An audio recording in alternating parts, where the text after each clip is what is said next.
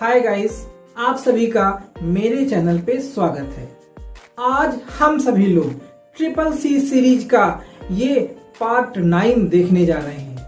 आज का वीडियो भी आपके लिए उपयोगी क्वेश्चंस से भरा हुआ है।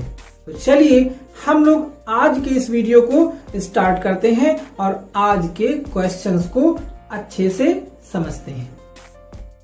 बात करते हैं अपने पहले प्रश्न की, जो POS यानी पॉइंट ऑफ सेल मशीन से संबंधित है। प्रश्न पूछ रहा है कि POS में इस्तेमाल होने वाला प्रिंटर कौन सा है। हमको विकल्प दिए गए हैं, A thermal printer, B inkjet printer, C laser printer और D उपरोक्त सभी। हम लोग जानते हैं कि प्रिंटर दो तरह के होते हैं, पहले इम्पैक्ट प्रिंटर्स और दूसरे नॉन इम्पैक्ट प्रिंटर्स।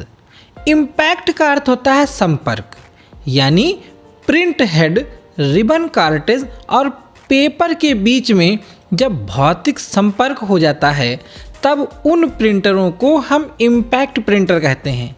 और जिनमें प्रिंट हेड और पेपर के बीच में संपर्क नहीं होता है उन्हें हम नॉन इम्पैक्ट प्रिंटर कहते हैं। अब जैसे डॉट मैट्रिक्स है, ये एक टाइपराइटर की तरह कार्य करता है और ये एक इम्पैक्ट प्रिंटर है, जबकि इंकजेट, लेजर और थर्मल ये नॉन इम्पैक्ट प्रिंटर की श्रेणी में आते हैं। इनमें से जो थर्मल प्रिंटर होता है वो एक POS मशीन में प्रयोग किया जाने वाला प्रिंटर होता है। इस प्रकार के प्रिंटर में हीट सेंसिटिव पेपर का इस्तेमाल किया जाता है। इसमें गर्म पिनों को हीट सेंसिटिव पेपर के किसी स्पॉट पर गर्म कर दिया जाता है, जिससे वह क्षेत्र डार्क हो जाता है। इस प्रकार के प्रिंटर मुख्य रूप से कैलकुलेटर और फैक्स मशीनों में भी प्रयोग किए जाते हैं, क्योंकि ये सस्ते होते हैं लेकिन ये धीरे धीरे प्रिंट करते हैं और इनका रिजोल्यूशन जो होता है वो कम होता है। यानी हमारे इस प्रश्न का जो सही जवाब हो रहा है कि POS में कौन सा प्रिंटर इस्तेमाल किया जाता है, तो हम निश्चित रूप से कहेंगे कि POS में थर्मल प्रिंटर का इस्तेमाल किया जाता है। अगला प्रश्न पूछ रहा है कि भारत में इंटरनेट के माध्यम से लेन देन कब से प्रारंभ हुआ। हमारे दिए गए विकल्प हैं, A 1995, B 1996, C 1997 और D 1998। भारत में इंटरनेट के माध्यम से लेन देन सन 1996 से प्रारंभ हुआ था, इसलिए हमारे इस प्रश्न का जो सही विकल्प हुआ वो ऑप्शन नंबर B 1996 हुआ। अगला प्रश्न है, परम 8000 कंप्यूटर इंडिया में कहाँ विकसित हुआ था। हमारे विकल्प हैं, A Noida, B Pune, C Delhi और D इनमें से कोई नहीं। परम 8000 कंप्यूटर भारत का पहला सुपर कंप्यूटर था। इसका विकास सन 1991 में हुआ था। यह भारत का अपना खुद का बनाया हुआ सुपर कंप्यूटर था जो किसी भी देश से खरीदा नहीं गया था। इसका नाम परम संस्कृत भाषा से लिया गया है, जिसका मतलब होता है सबसे ऊपर यानी सुप्रीम। परम 8000 में 64 CPU लगे हुए थे और इसमें एक नए तरह का माइक्रो प्रोसेसर आर्किटेक्चर था। एक सुपर कंप्यूटर हजारों कंप्यूटरों का काम अकेले कर सकता है। अब हमसे यहाँ ये पूछा जा रहा है कि परम 8000 कंप्यूटर का विकास इंडिया में हुआ कहाँ पर था, तो वो स्थान था ऑप्शन नंबर B पुणे, यानी इस प्रश्न का ऑप्शन B करेक्ट होगा। अगला प्रश्न है, IPv6 कितने बिट का होता है। हमारे विकल्प हैं, A 128, B 32, C 16 और D 8। IPv6 का मतलब होता है इंटरनेट प्रोटोकॉल V6। IPv6 को इंटरनेट इंजीनियरिंग टास्क फोर्स यानी IETF के द्वारा विकसित किया गया था। यह IPv4 के एग्जहाशन की समस्या के कारण उसकी जगह लेने के लिए विकसित किया गया था। ये एक 128 बिट्स का एड्रेस स्पेस होता है जो कि IPv4 से बहुत ही ज़्यादा होता है। IPv6 में हम कोलन हेक्सा रिप्रेजेंटेशन का प्रयोग करते हैं। इसमें कुल 8 समूह होते हैं और हर एक 2 बाइट के होते हैं। अब हमारा प्रश्न पूछ रहा है कि कितने बिट का होता है, तो यह 128 बिट्स का एड्रेस स्पेस होता है, यानी इसका ऑप्शन नंबर ए करेक्ट होगा। अगला प्रश्न पूछ रहा है कि सबसे ज़्यादा केबल किस टोपोलॉजी में इस्तेमाल किया जाता है। विकल्प हैं A star topology, B bus topology, C mesh topology और D tree topology. Network topology से मतलब होता है वायर के द्वारा कंप्यूटरों को आपस में जोड़ने का तरीका, यानी किस तरीके से कंप्यूटरों को आपस में जोड़ा गया है उस तरीके को हम कह सकते हैं टोपोलॉजी। इनमें से मेश टोपोलॉजी ऐसी टोपोलॉजी होती है जिसमें कोई भी होस्ट या केंद्रीय कंप्यूटर नहीं होता है। इसमें सभी कंप्यूटर दूसरे सभी कंप्यूटरों से जुड़े होते हैं। इस प्रकार एक कंप्यूटर के पास सभी कंप्यूटरों की वायर पहुंचाई जाती है, यानी इस टोपोलॉजी में हमें सबसे ज़्यादा नेटवर्क केबल का इस्तेमाल करना पड़ता है। अब हमारे इस प्रश्न का सही विकल्प हो गया option number C mesh topology. अगला प्रश्न पूछ रहा है कि उस टेक्स्ट को क्या कहते हैं जिस पर क्लिक करके एक वेब पेज से दूसरे वेब पेज पर जाया जाता है। हमारे विकल्प हैं ए हेडिंग, बी सब हेडिंग, सी हाइपरलिंक, डी वेब लिंक। एक वेब पेज से दूसरे वेब पेज पर जाने के लिए जिस टेक्स्ट का इस्तेमाल किया जाता है उसको हम हाइपरलिंक कहते हैं।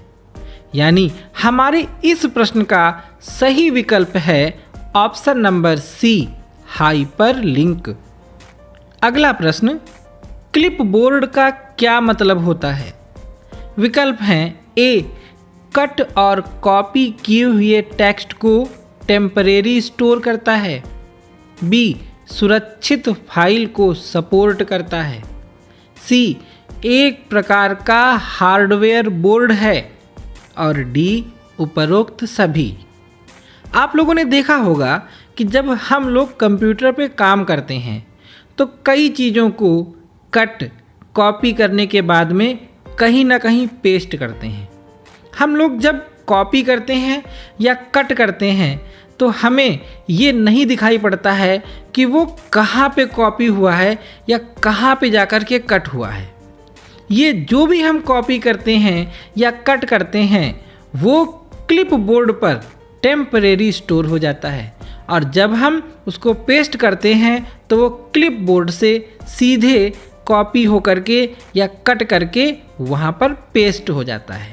यानी इस प्रश्न का हमारा सही विकल्प हो गया ऑप्शन नंबर ए, यानी कट और कॉपी किए हुए टेक्स्ट को टेम्परेरी स्टोर करता है।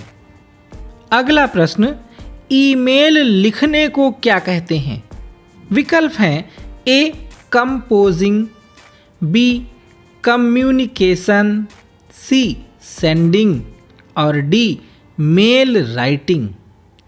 ईमेल को लिखने के लिए हम लोग जब कभी जीमेल या कोई अन्य मेल खोलते हैं तो हमें उसमें कंपोज के विकल्प को चुनना पड़ता है और तब जा कर के ईमेल को लिखने के जो ऑप्शंस होते हैं वो हमारे सामने आते हैं। यानी ईमेल लिखने को हम कहेंगे ऑप्शन नंबर ए कंपोजिंग। अगला प्रश्न, एंटीवायरस किस प्रकार का सॉफ्टवेयर है। विकल्प दिए गए हैं। A utility software, B application software, C system software और डी फर्मवेयर सॉफ्टवेयर। एंटीवायरस एक ऐसा सॉफ्टवेयर होता है जो हार्डवेयर तथा सॉफ्टवेयर दोनों के लिए लाभदायक होता है। सॉफ्टवेयर को वो स्कैन करके उसमें से जो भी वायरस होते हैं उनको रिमूव कर देता है और हमारी डेटा फाइलों को सुरक्षित रखता है। साथ ही साथ वो हमारे हार्डवेयर की वर्किंग को भी इन्फेक्टेड होने से बचाता है। यानी ऐसा सॉफ्टवेयर जो हार्डवेयर और सॉफ्टवेयर दोनों की क्षमताओं को बढ़ा देता है उसे हम यूटिलिटी सॉफ्टवेयर कहते हैं। और हमारे इस प्रश्न का जो सही विकल्प होगा वो option number A utility software होगा। अगला प्रश्न है, जीमेल के साथ अटैच होने वाली फाइल का अधिकतम साइज क्या होगा?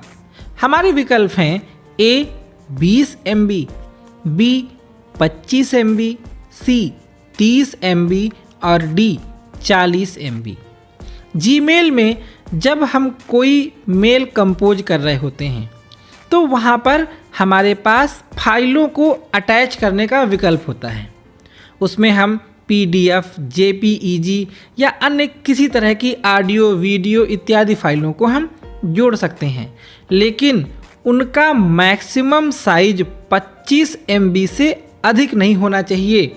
यानी इस प्रश्न का जो सही विकल्प हुआ वो ऑप्शन नंबर बी 25 MB हुआ।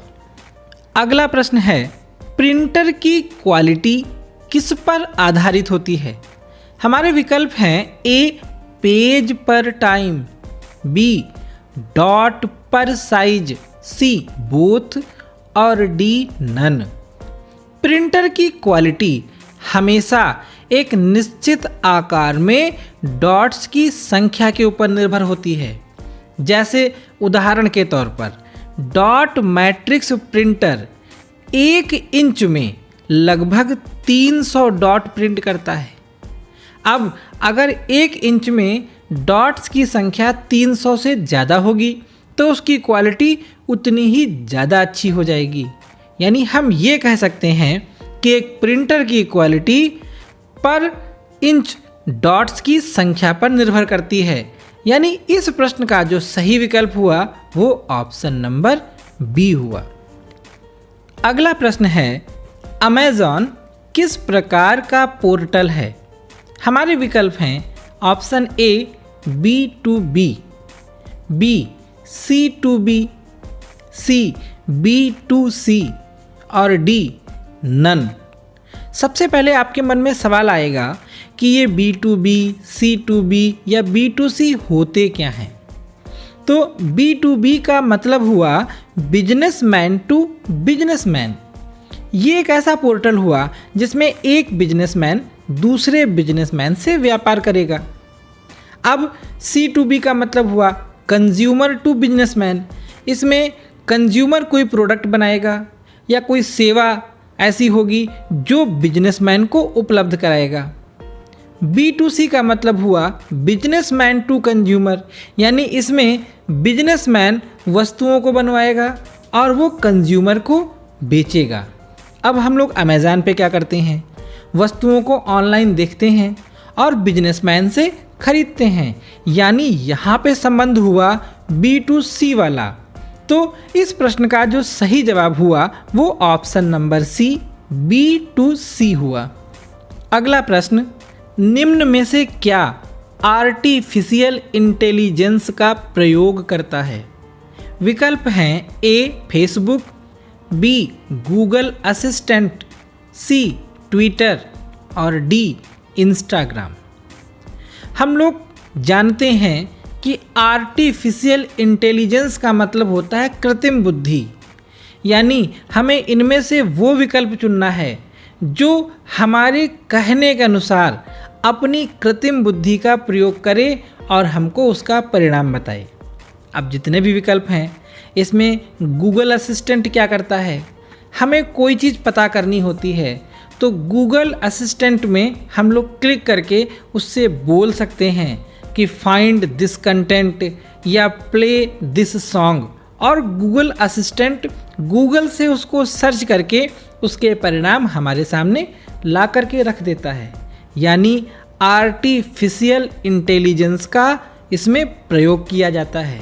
तो हमारे इस प्रश्न का सही जवाब हो गया option number B, Google Assistant. अगला प्रश्न है, प्रथम पीढ़ी के कंप्यूटर में स्टोरेज के लिए किस मेमोरी का उपयोग किया जाता था? हमारे विकल्प हैं A transistor, B vacuum tube, C magnetic drums और डी नन। प्रथम पीढ़ी का विकास वैक्यूम ट्यूब से तो हुआ था, लेकिन तब इनका प्रयोग प्रोसेसर के रूप में किया जाता था। स्टोरेज के लिए पहली पीढ़ी के कंप्यूटर में मैग्नेटिक ड्रम्स का प्रयोग किया जाता था। यानी हमारे इस प्रश्न का जो सही विकल्प है वो है option number C, magnetic drums. अगला प्रश्न है, जो कॉलेज में हैकिंग के लिए एडमिशन लेते हैं वह कौन सी हैकिंग कहलाती है? हमारे विकल्प हैं A computer hacking, B ethical hacking, C electronic hacking, D none, यानी इनमें से कोई नहीं। ये हम लोग समझ लें कि हैकिंग एक प्रकार से इलीगल कार्य होता है।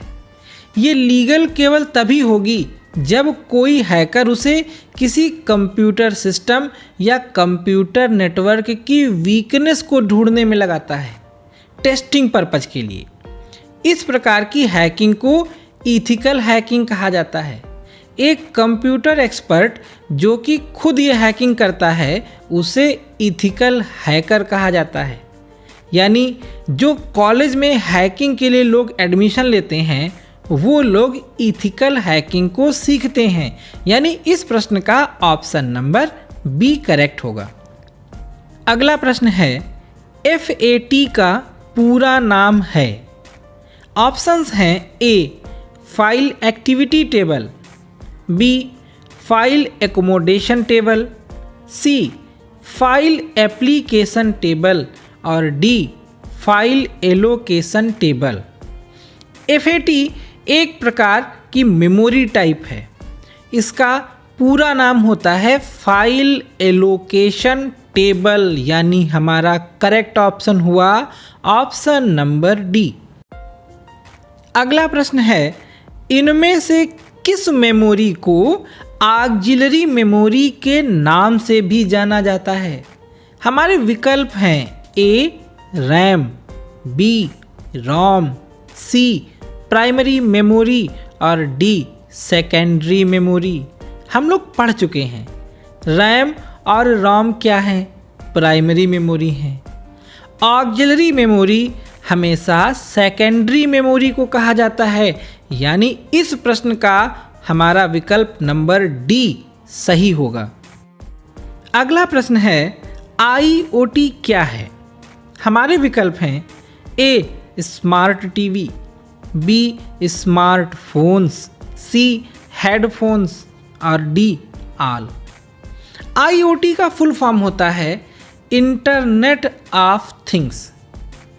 इंटरनेट ऑफ थिंग्स से हमारा तात्पर्य हुआ कि इंटरनेट की सहायता से आर्टिफिशियल इंटेलिजेंस का प्रयोग करने वाली ऐसी डिवाइसेस जो हमारे कुछ कार्य अपने आप कर दें। अब उसका एग्जाम्पल स्मार्ट टीवी भी होता है, स्मार्टफोन्स भी होता है और आधुनिक समय में आने वाले हेडफोन्स भी होते हैं। यानी हमारा इस प्रश्न का विकल्प नंबर डी ऑल सही होगा। अगला प्रश्न है, UPI से अधिकतम कितने रुपए ट्रांसफ़र कर सकते हैं? हमारे विकल्प हैं ए 10,000, बी 1 लाख, सी 40,000 और डी नो लिमिट। UPI की सहायता से हम किसी भी एप्लीकेशन जैसे गूगल पे इत्यादि का प्रयोग करके मैक्सिमम एक दिन में 1 लाख रुपए ट्रांसफ़र कर सकते हैं। यानी हमारे इस प्रश्न का जो सही विकल्प है वो है ऑप्शन नंबर बी। अगला प्रश्न, कंप्यूटर शब्द किस भाषा से लिया गया है? हमारे विकल्प हैं ए इंग्लिश, बी लैटिन, सी जर्मन और डी बांग्ला। कंप्यूटर शब्द लैटिन भाषा से लिया गया शब्द है, यानी हमारे इस प्रश्न का जो सही विकल्प हुआ वो ऑप्शन नंबर बी हुआ। साथियों, मेरा चैनल आप लोगों को CCC के एग्जाम में 100% सफलता दिलाने के लिए दृढ़ प्रतिज्ञ है और हम लोग इसके लिए लगातार प्रयास कर रहे हैं। आप लोग इस सीरीज के सभी वीडियो देख लें और उसके बाद एग्जाम दे करके आप निश्चित रूप से सफलता को ही प्राप्त करेंगे। आपको इन वीडियोस को देखने के बाद किसी दूसरी पुस्तक को पढ़ने या किसी दूसरी जगह किसी से पूछने की आवश्यकता नहीं रह जाएगी। आज का वीडियो अगर आपको पसंद आया हो तो इसे लाइक करें, शेयर करें। चैनल सब्सक्राइब नहीं किया हो तो हमारे चैनल को सब्सक्राइब जरूर कर लें ताकि आने वाला हर वीडियो आपको समय से प्राप्त हो सके। हमारे इस वीडियो में हमारे साथ अंत तक जुड़े रहने के लिए आप सभी का बहुत बहुत धन्यवाद।